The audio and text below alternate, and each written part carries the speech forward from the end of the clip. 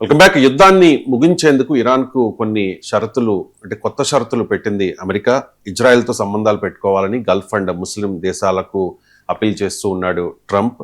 Abraham అకార్డులో చేరమని Pakistan కూడా కోరాడు Trump. Professor గారు, ఇక్కడ ఉన్న సందేహం ఏంటంటే ఒక దేశాన్ని ఇంకో దేశాన్ని అడగడం అంటే ప్రధానినో అధ్యక్షుడినో అడగాలి. కానీ ఇక్కడ అసీం మునీర్ని ట్రంప్ అడిగాడు సార్, కోరాడు అబ్రహాం అకార్డులో చేరమని చెప్పి. సో ట్రంప్ ఈ ఫారెన్ పాలసీని ఎలా అర్థం చేసుకోవాలి? అంటే రియాలిటీ కదా, ఇప్పుడు పొలిటికల్ రియాలిటీ అది. అంటే అది మన దగ్గర అయితే వీ కాంట్ ఈవెన్ ఇమాజిన్. ఇప్పుడు మన ఆర్మీ చీఫ్ ఫారిన్ పాలసీకి ఏం సంబంధం ఉండదు. ఈవెన్ నేషనల్ సెక్యూరిటీ విషయం, బార్డర్ సెక్యూరిటీ విషయంలో కూడా ఆపరేషనల్ ఫ్రీడమ్ ఉంటుంది arm forces.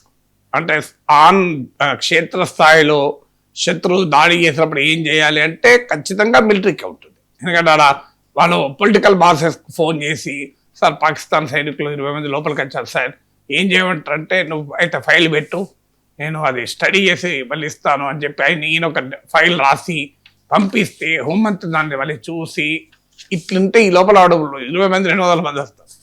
So that is called operational manoeuvrability పైన ఫ్రీడమ్.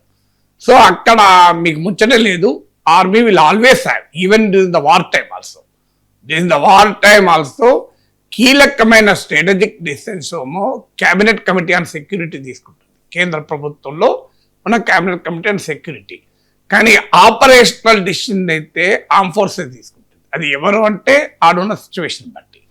కానీ మీకు పొలిటికల్ డిసిషన్స్కి వచ్చే వరకు, కీలకమైన స్ట్రాటజీ డిసిషన్స్ వచ్చే వరకు పొలిటికల్ బాసెసే తీసుకుంటారు. ఎందుకంటే ప్రజలు వాళ్ళ కోటేశారు. అందులో మీకు ఫారిన్ పాలసీ, మీకు జియో పాలిటిక్స్, ఇవన్నీ లార్జర్ నేషనల్ ఇంట్రెస్ట్. ఎక్కడ ఆర్మీ చీఫ్లకు సంబంధం ఉండదు. మీకు ఎక్కడైనా మన ప్రైమ్ మినిస్టర్ ఇన్ని ఫారిన్ టూర్స్కి వెళ్ళాడు, ఎక్కడికైనా ఆర్మీ చీఫ్లు వెళ్ళారా పక్కన. కానీ పాకిస్తాన్ ప్రైమ్ మినిస్టర్ షబాజ్ షరీఫ్ వెంబడి అసీం మునీర్ లేకపోతే దాన్ని పోలేడు. మీకు డొనాల్డ్ ట్రంప్ ఏకంగా అసీం మునీర్కు ఒక స్టేట్ గెస్ట్ హోదా ఇచ్చి అతనికి లంచ్ చేసి వైట్ హౌస్ లో ఎక్కడ లేని విలువిచ్చాడు. ఇప్పటికి కూడా మై ఫేవరెట్ ఫీల్డ్ మార్షల్ అంటాడు. ఎందుకంటే అమెరికాకు దేశాన్ని అప్పజెప్పగలిగేవారు ట్రంప్ కావాలి. అది ఆర్మీ చీఫ్ అయితేంది, అది ప్రైమ్ మినిస్టర్ అయితేంది.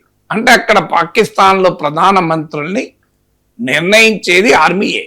మీకు ఇమ్రాన్ ఖాన్ నవాజ్ షరీఫ్ ప్రైమ్ మినిస్టర్గా ఉన్నప్పుడు ఇమ్రాన్ ఖాన్ ప్రాపప్ చేసి ఇమ్రాన్ ఖాన్ వెనకాల ఉండి ఇమ్రాన్ ఖాన్ ఆ సీట్లో ఆర్మీయే కూర్చుని పెట్టింది. మళ్ళీ ఇమ్రాన్ ఖాన్కు ఆర్మీకి డిఫరెన్సెస్ వస్తే మళ్ళీ నో కాన్ఫిడెన్స్ ఓటు పెట్టి దించింది మళ్ళీ ఆర్మీయే. ఇప్పుడు షబాజ్ షరీఫ్ని ఎక్కించింది ఆర్మీయే. సో ఆర్మీనే పాకిస్తాన్లో కర్త కర్మ క్రియ. మరి ఆర్మీ ఎందుకు ఇంత పవర్ఫుల్ అయింది? చాలా మందికి ఒక డౌట్ వస్తుంది. మీకు ప్రభుత్వం ఇచ్చే బడ్జెటే కదా ఆర్మీకి ఉండేది. ఆర్మీకి సొంతగా రిసోర్సెస్ ఏమి ఉండవు కదా. కానీ పాకిస్తాన్కు ఉండే క్యారెక్టర్ వేరు. Army is a military industry, ఒక ప్యారలల్ ఎకానమీ ఉంటుంది. దాని మీద ఒక పుస్తకమే వచ్చింది, మీరు గోల కొడతా వస్తుంది. పాకిస్తాన్ ఆర్మీస్ బిజినెస్ ఎంపైర్ అని కొట్టండి వస్తుంది. Pakistan armies business empire. Pakistan ఆర్మీకి సొంతగా ఇండస్ట్రీస్ ఉన్నాయి, మార్కెట్ నెట్వర్క్లు ఉన్నాయి, సొంతగా రెవెన్యూ వస్తుంది. అంటే ప్రభుత్వం బడ్జెట్ ద్వారా ఇచ్చిందే కాదు, పెద్ద ఎత్తున రియల్ ఎస్టేట్స్ ఉన్నాయి. ఆర్మీ ఆఫీసర్స్కు ప్రత్యేకంగా పర్సనల్ బెనిఫిట్ ఉంది. ఆర్మీ అది ఇన్స్టిట్యూషన్ కూడా ఉంది. So it is a powerful business empire army పాకిస్తాన్లో. It not just an army. అసలు పొలిటికల్ బాసెస్కు సంబంధం లేకుండా కూడా ఒక రెవెన్యూ స్ట్రీమ్ ఉంది ఆర్మీకి. మీకు ఆశ్చర్యంగా ఉంటుంది, ఎక్కడ ఉండదు అట్లా. So they have land, huge land resources పాకిస్తాన్కు ప్రభుత్వాలు ఇచ్చినాయి.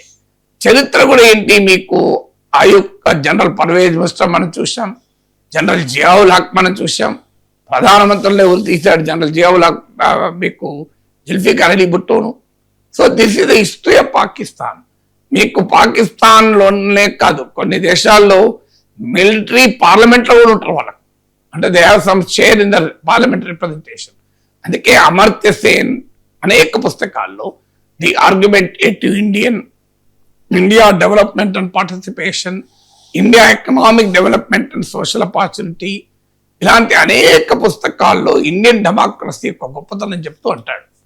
The greatest achievement of India is the maintenance of democracy and the biggest failure is the persistence of social inequalities అని చెప్తూ ఒక మాట అంటాడు. ఇండియన్ డెమోక్రసీలో అనేక లోపాలు ఉండొచ్చు, కానీ what are the greatest fascinating features of Indian democracy అంటే మల్టీ పార్టీ పొలిటికల్ సిస్టమ్, బహుళ పార్టీ రాజకీయ వ్యవస్థ, independent judiciary, largely free media.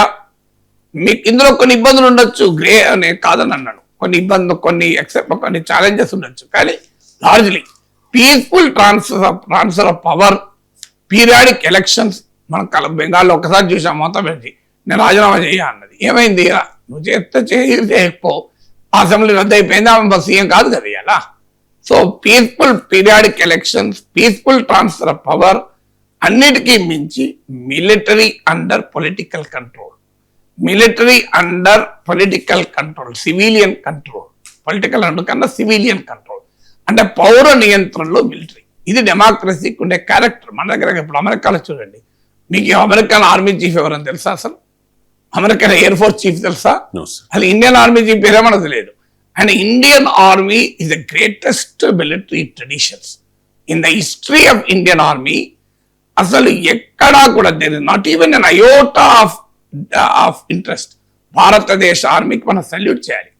దేశ సరిహద్దుల్లో, సియాచెన్ గ్లేషియర్స్ లో, భయంకరమైన మంచు కొండల్లో మన దేశాన్ని సురక్షితంగా కాపాడుతున్నారు. ఇవాళ మనం ఇంత హాయిగా కూర్చొని ఒక ఏసీ స్టూడియోలో మాట్లాడుకుంటున్నామంటే బికాస్ బార్డర్లో మన సైనికులు త్యాగాలు చేస్తున్నారు కనుక, మన పోలీసులు రోడ్ల మీద నేరాలను అదుపు చేస్తున్నారు కనుక మనం చేయగలుగుతున్నాం. వాళ్ళే లేకపోతే మనం ఇంత ప్రశాంతంగా ఉండగలమా? వాళ్ళు తప్పులు ఉండొచ్చు కొన్ని, మనం వాటిని అవుట్ ఆఫ్ ప్రపోర్షన్ ఎప్పుడు చూడకూడదు. పోలీస్ వ్యవస్థపై కూడా చాలాసార్లు విమర్శలు వస్తాయి, ఆర్మీపై కూడా కొన్నిసార్లు హ్యూమన్ రైట్ వయలేషన్ ఇష్యూస్ వస్తాయి. They are all aberrations. Institution యొక్క గొప్పతనం ఏంటంటే దే ప్రొటెక్ట్ అస్, సమాజాన్ని. సో ఆర్మీకి ఉండేటువంటి అంత గొప్ప పాత్ర వాళ్ళు నిర్వహిస్తారు. మన ఆర్మీ ఎప్పుడు కూడా, ప్రెసిడెంట్ ఎవరు? ఈ the chief commander of arm forces. చాలా మంది తెలియదు, supreme commander of arm forces ఎవరు? మన దేశంలో మిలిటరీ కాదు, ద్రౌపది ముర్ము ఈ the supreme commander of India arm forces. Army, మీకు ప్రెసిడెంట్ బయటకు వచ్చారనుకోండి, army chief, air force chief, navy chief salute చేస్తారు తెలుసా? ఇది షాక్ అసలు మనకు. ఒక ప్రెసిడెంట్ ఆఫ్ ఇండియా బయటకు వస్తే army chief, air force chief, navy chief salute చేస్తారు. ఎందుకంటే they are president is the boss, supreme commander of, Donald Trump is the supreme commander of American arm forces. ఇది democracy యొక్క character. మనం you can't expect it from Pakistan. It is a failed state and flawed state. It's an infantile disorder, బాల్యారిష్టం అక్కడ. పాకిస్తాన్ చరిత్ర అంతా అదే. It never, ఇందులో ఆశ్చర్యమే ఉన్నది. అందుకే ట్రంప్ అసీమున్నీను కాంటాక్ట్ చేశాడు.